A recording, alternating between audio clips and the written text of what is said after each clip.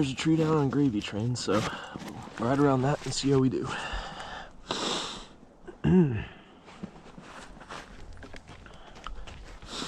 First time with the GoPro Hero White. Let's see what kind of quality we get. Apparently the video stabilization isn't great, but we'll see.